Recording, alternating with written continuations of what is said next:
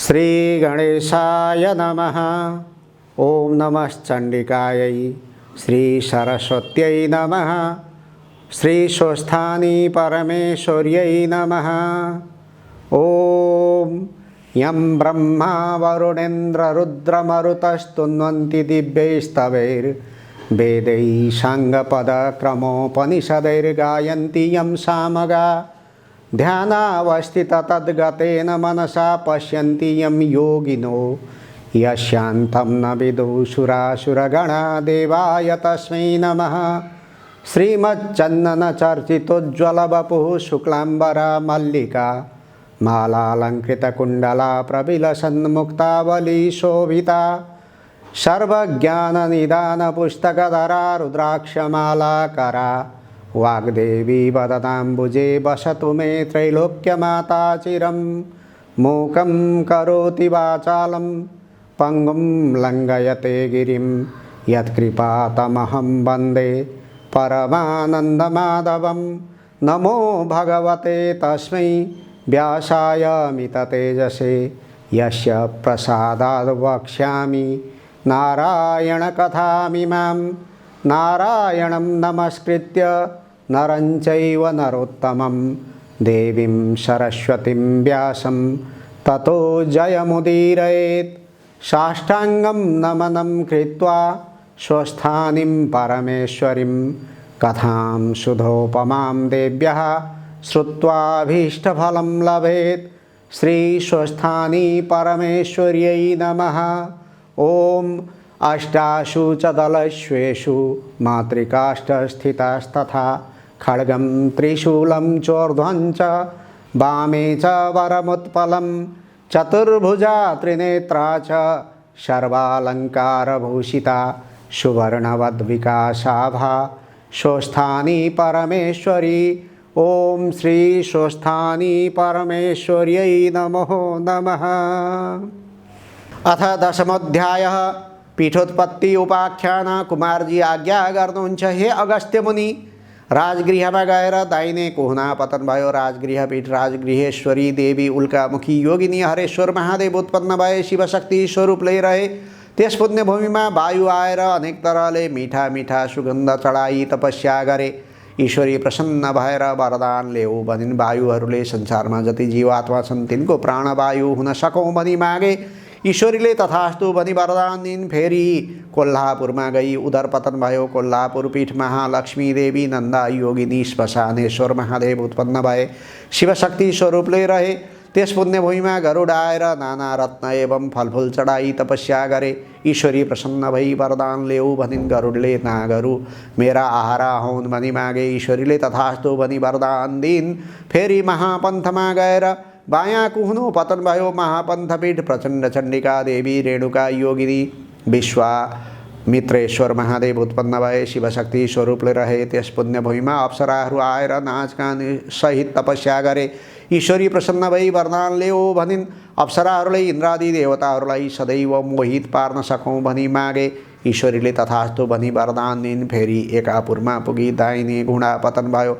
एकापुर पीठ साधुक्षी देवी शङ्कुपा योगिनी उन्मत्तेश्वर महादेव उत्पन्न भए शिवशक्ति स्वरूपले रहे।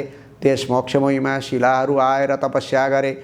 शिलाहरूले देवताका अङ्गमा लागौँ भनी मागे। ईश्वरीले तथास्तु भनिन्। फेरि ओमकारपुरमा गएपछि माथिल्लो ओठ पतन भयो। ओमकार पीठ मातृका देवी पूर्णोदया योगिनी सन्तानेश्वर महादेव उत्पन्न भए शिवशक्ति स्वरूपले रहे।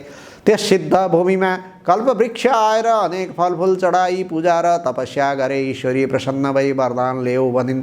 कल्पवृक्षले जहिले जे चितायो त्यो फलाउन सकौँ भनी मागे। ईश्वरी प्रसन्न भई तथास्तु भनिन्। फेरि उज्जैनमा पुग्दा रगतको डल्लो पतन भयो। उज्जैनी पीठ महाकाली देवी ललजिह्वा योगिनी र झङ्केश्वर महादेव उत्पन्न भए शिवशक्ति स्वरूपले रहे। त्यस मोक्षमयमा हिमालय पर्वत आएर तपस्या गरे। ईश्वरी प्रसन्न भई मनुष्य सबैलाई मुक्ति दिन सकौँ भनी मागे। ईश्वरीले तथास्तु भनिन्। फेरि जयन्तीपुरमा पुग्दा कलेजो पतन भयो। जयन्तीपुर पीठ जयन्ती देवी खेचरा योगिनी कल्पेश्वर महादेव उत्पन्न भए शिवशक्ति स्वरूपले रहे। त्यस मोक्षभूमिमा तुलसी कुश आएर तपस्या गरे। ईश्वरी प्रसन्न भई वरदान ल्याऊ भनिन्। तुलसी कुशले स्वर्ग मर्त्य पाताल तिनै लोकले हामीलाई मानुन् भनी मागे। ईश्वरीले तथास्तु भनी वरदान दिन फेरि चरित्रपुरमा पुग्दा दाहिने करङ पतन भयो। चरित्रपुर पीठ सुवर्णेश्वरी देवी चित्रवर्णा योगिनी वायवेश्वर महादेव उत्पन्न भए शिवशक्ति स्वरूपले रहे। त्यस सिद्ध भुइँमा योगिनीगण आएर तपस्या गरे। ईश्वरी प्रसन्न भई वरदान ल्याओ भनिन् योगिनीहरूले योग सिद्ध हवस् भनी मागे। ईश्वरीले तथास्तु भनिन् फेरि क्षिरिकापुरमा गएर भुँडी पतन भयो। क्षिरिकापुर पीठ युगधारा देवी कलङ्का योगिनी सहस्र नेत्रेश्वर महादेव उत्पन्न भए शिवशक्ति स्वरूपले रहे। त्यस मोक्ष भुइँमा मातृकागण आएर तपस्या गरे। ईश्वरी प्रसन्न भई वरदान ल्याओ भनिन् मातृकागणले हामी स्थान स्थानका स्वामी हौँ भनी मागे। ईश्वरी प्रसन्न भई तथास्तु भनी वरदान दिन फेरि हस्तिनापुरमा पुग्दा दाहिने कुम पतन भयो। हस्तिनापुर पीठ चण्डेश्वरी देवी कोटराक्षी योगिनी मुसुखारेश्वर महादेव उत्पन्न भए शिवशक्ति स्वरूपले रहे। त्यस मोक्ष भुइँमा सुदर्शन चक्र आएर तपस्या गरे। ईश्वरी प्रसन्न भएर वरदान ल्याऊ भनिन् सुदर्शन चक्रले संहारकर्ता हुन सको भनी मागे। ईश्वरीले तथास्तु भनी वरदान दिन फेरि उड्डयनमा पुगेपछि शिर पतन भयो। उड्डयन पीठ चित्रकला देवी पिङ्गलाक्षी योगिनी यज्ञेश्वर महादेव उत्पन्न भए शिवशक्ति स्वरूपले रहे। त्यस पुण्य भूमिमा हनुमानले फलफुल चढाई नाची उफ्री तपस्या गरे। ईश्वरी प्रसन्न भइन् वरदान माग भनिन् हनुमानले रामचन्द्रको सेवक भएर लङ्का पोल्न सकौँ भनी मागे। ईश्वरीले तथास्तु भनी वरदान दिन फेरि विश्वमा पुग्दा मृगौला पतन भयो। विश्वपीठ झङ्केश्वरी देवी झङ्काली योगिनी कुण्डलेश्वर महादेव उत्पन्न भए शिवशक्ति स्वरूपले रहे। त्यस पुण्य भूमिमा विश्वकर्मा आएर अनेक सुन्दर देवालयहरू बनाई तपस्या गरे। ईश्वरी प्रसन्न भई वरदान माग भनिन् विश्वकर्माले मेरो कीर्ति सत्य त्रेता द्वापर र कली चारै युगमा स्थिर रहोस् भनी मागे।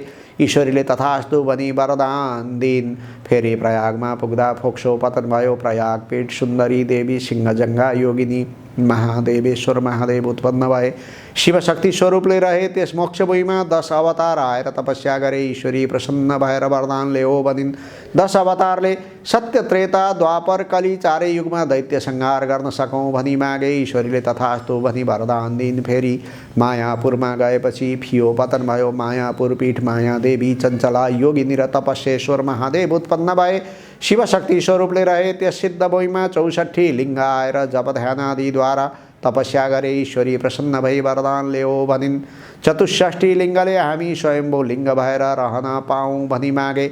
ईश्वरीले तथास्तु भनिन् फेरि मल्लगिरीमा पुग्दा बायाँ कुम पतन भयो। मल्लगिरी पीठ मल्लिका देवी कोकुरा योगिनी उत्पन्नेश्वर महादेव उत्पन्न भए शिवशक्ति स्वरूपले रहे। त्यस सिद्ध भूमिमा भूत प्रेत पिशाच आदि आएर नाचगानद्वारा तपस्या गरे। ईश्वरी प्रसन्न भई वरदान ल्याओ भनिन् भूत प्रेत र पिशाचले सधैँ तिम्रो नजिकमा बस्न पाऊँ भनी मागे। ईश्वरीले तथास्तु भनी वरदान दिन फेरि मलयागिरीमा पुग्दा आसन पतन भयो। मलयागिरी पीठ वज्रेश्वरी देवी कोमला योगिनी जागेश्वरी महादेव उत्पन्न भए शिवशक्ति स्वरूपले रहे।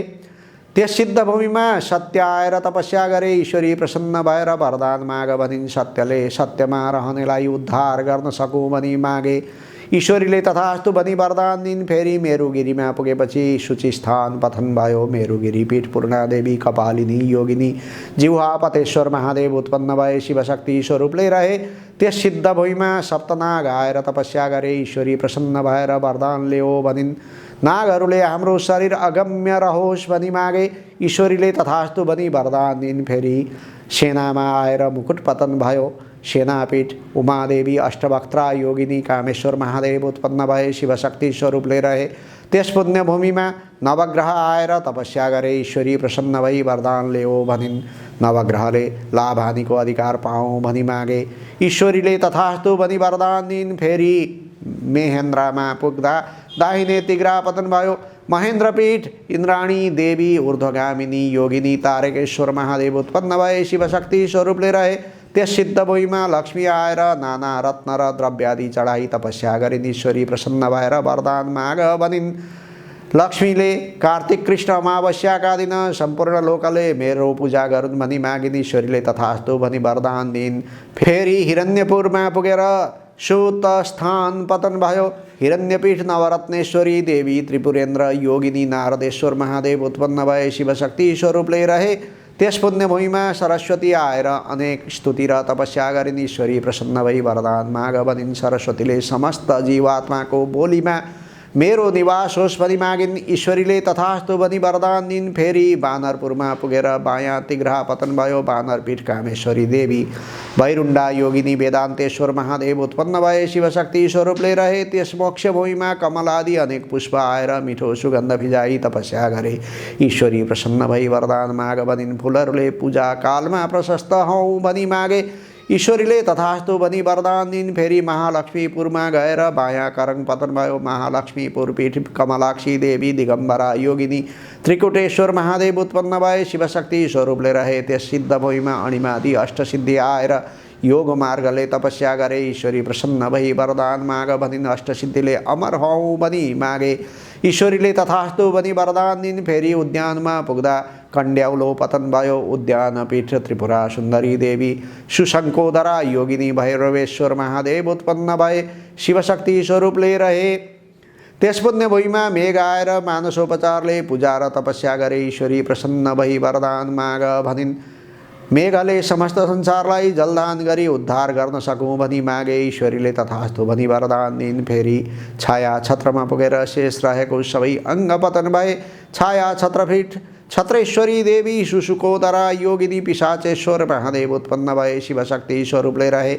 त्यस पुण्यभूमिमा अष्टभैरव आएर नाना उपचारले पूजा एवं तपस्या गरे। ईश्वरी प्रसन्न भई वरदान माग भनिन्। अष्टभैरवले मातृकागणको अधिपति हौँ भनी मागे। ईश्वरीले तथास्तु भनी वरदान दिन्। हे अगस्त्य मुनि, यस्तै किसिमले जुन जुन स्थानमा सतीदेवीको अङ्ग प्रतन भयो त्यहाँ त्यहाँ एक एक पीठ र स्वयम्भू लिङ्ग उत्पन्न हुँदै गयो। समस्त पीठको सङ्ख्या 7.5 करोड छ। त्यसमध्ये 50 पीठको मात्र दर्शन गरे पनि अवश्य मुक्ति प्राप्त हुन्छ। मनुष्य जन्म पाएर ती 50 पीठमा एक पीठको पनि दर्शन गर्न सकेन भने त्यसले जन्म लिएको व्यर्थ हुन्छ भनी स्वयं ब्रह्माजीले आज्ञा भएको छ। इति श्री स्कन्दपुराणे केदारखण्डे माघ महात्म्ये कुमार अगस्त्य संवादे श्री स्वस्थानी परमेश्वर्याः व्रतकथायां सतीदेवी अङ्गपतनं पीठोत्पत्ति वर्णनं नाम 10मोऽध्यायः। उपनयतु मङ्गलं वः सकलजगन्मङ्गलालय श्रीमान् दिनकरकिरणनिबोधित नवनलिनदलनिवेक्षणः कृष्णः। काले वर्षन्तु पर्जन्य पृथिवी सस्यशालिनी। देशोऽयं क्षोभरहितो ब्राह्मणाः सन्तु निर्भयाः। अपुत्रा पुत्रिणः सन्तु पुत्रिणः सन्तु पौत्रिणः। निर्धना सधना सन्तु जीवन्तु शरदां शतं। तत्रैव गङ्गा यमुना च तत्र गोदावरी सिन्धु सरस्वती च। तीर्थानि सर्वाणि वसन्ति तत्र यत्राच्युतोदारकथा प्रसङ्गः। या कुन्देन्दुतुषारहारधवला या शुभ्रवस्त्रावृता या वीणावरदण्डमण्डितकरा या श्वेतपद्मासना या ब्रह्माच्युत शङ्कर प्रभृतिभिर्देवैः सदा वन्दिता। सा मां पातु सरस्वती भगवती निःशेषजाड्यापहा। कायेन वाचा मनसीन्द्रियैर्वा बुद्ध्यात्मना वानुसृतस्वभावात् करोमि यद्यत् सकलं परस्मै नारायणायेति समर्पये तत्। अनन्यचेतसा भक्त्या श्रुतं यच्च कथामृतं समर्पयामि तत्सर्वं स्वस्थानीं परमेश्वरीम्। ओम श्री स्वस्थानी परमेश्वर्यै नमः। ओम श्री स्वस्थानी परमेश्वर्यै नमो नमः।